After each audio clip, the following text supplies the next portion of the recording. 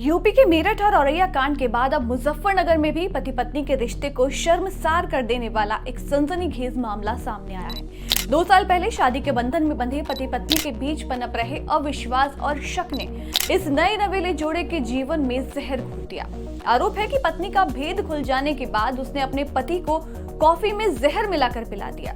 इसके बाद पति की हालत बिगड़ गई और उसे मेरठ के एक हॉस्पिटल में आईसीयू में भर्ती कराया गया, जहां पति जिंदगी और मौत के बीच जंग लड़ रहा है। इस पूरे मामले में पीड़ित पक्ष की तरफ से अपनी बहू के खिलाफ पति को मारने की नियत से कॉफी में जहर पिलाने की शिकायत दर्ज कराई गई है। दरअसल मामला मुजफ्फरनगर के कोतवाली खतौली क्षेत्र के गांव भगेला का है, जहां भगेला निवासी 26 साल के अनुज शर्मा की शादी 2 साल पहले गाजियाबाद के लोनी थाना क्षेत्र फरक नगर की रहने वाली पिंकी शर्मा उर्फ सना से हुई थी।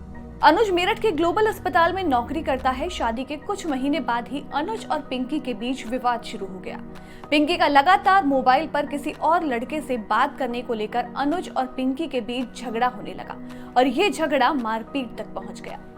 अनुज की बड़ी बहन मीनाक्षी की माने तो पिंकी का शादी से पहले किसी और लड़के के साथ अफेयर चल रहा था और शादी के बाद अक्सर पिंकी मोबाइल पर उस लड़के से मैसेंजर और वीडियो कॉल पर बात किया करती थी, जो कि अनुज को पता चल गया और उसे बिल्कुल भी पसंद नहीं आया।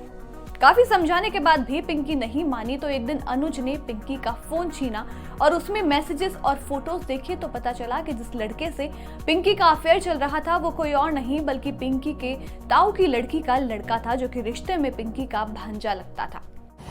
तो इसने चोरी से फोन लाके अर्जी से, इसका मतलब चक्कर था वो इसकी ताऊ की लड़की है, उसका बेटा है।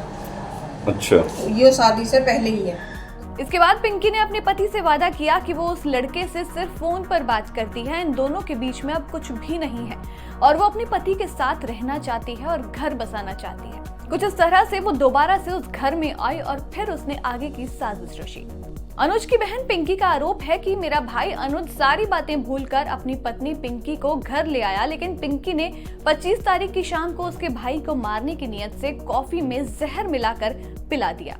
तो इसने महिला आश्रम में केस डाल दिया था।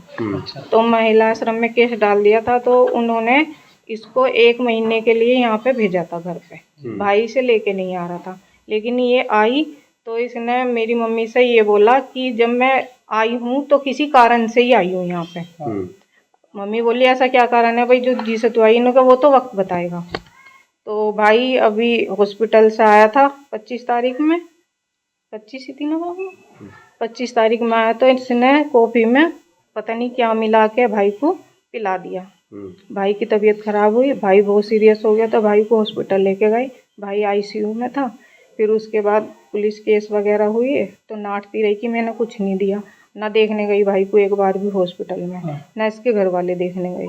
अपने घर वालों को बुलाया इसने, फिर उनकी गैल यो वहाँ से थाने से चली गई। इस मामले में खतौली सीओ राम आशीष यादव का कहना है कि पीड़ित पक्ष ने इस मामले को लेकर पुलिस में शिकायत दर्ज कराई है और पुलिस ने मामला दर्ज कर जांच शुरू कर दी है। इसमें पीड़ित अनुज कुमार के परिजनों द्वारा दी गई तहरीर के आधार पर सुसंगत धाराओं में अभियोग पंजीकृत किया जा चुका है। अग्रिम विधिक कार्रवाई अमल में ली जा रही है।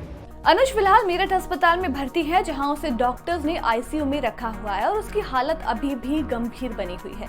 वो कुछ बोल नहीं पा रहा है, केवल इशारों में बात कर रहा है। इस पूरे घटनाक्रम से अनुज का परिवार सदमे में है और वो यही दुआ कर रहे हैं कि जल्द से जल्द अनुज ठीक होकर घर वापस लौटे। वहीं अनुज की बहन मीनाक्षी का कहना है कि मुझे ऐसा लगता है कि मेरठ कांड को देखते हुए पिंकी ने मेरे भाई अनुज को रास्ते से हटाने के लिए एक खौफनाक साजिश रची है। हम न्याय चाहते हैं, जो सजा मुस्कान को मिली है वही सजा पिंकी को भी मिलनी चाहिए।